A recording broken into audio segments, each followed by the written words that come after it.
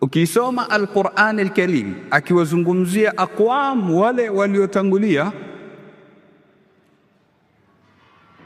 kadhia ya watu kuweka visiwa ama maeneo ya kando, maeneo ya juu kwa ajili ya kufanya uchafu wao halikuanza leo, lipo siku zote.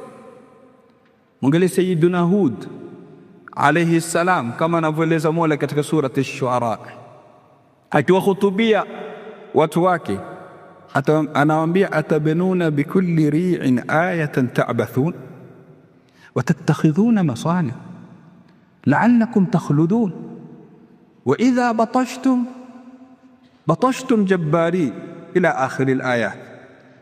Anaambia atabanuna, hivi je, mnajenga bikulli ri'in, kwa kila sehemu iliyonyanyuka. Kenda sehemu hivi kwenye majabali, sehemu iliyonyanyuka, wakijenga nini? Aya, kumbusho ambayo kwamba ta'bathun, mnafanya uchafu ndani yake. Yani kutafuta sehemu ya kando, kama alivyofanya huyu kutafuta kisiwa kule kando, sehemu ya kando mbali na watu kwa ajili ya kufanya uchafu, halikuanza leo. Bali Sayyiduna Saleh akiwahutubia kaumu yake vile vile katika surati Ash-Shu'ara awambia, watanhituna min aljibali buyuta mfarihi, munachonga katika majabali majumba ambayo kwamba imefanywa kwa ustadi.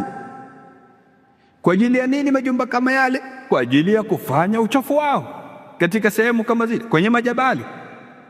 Kwa hivyo si jambo ambalo kwamba limeanza jana na juzi.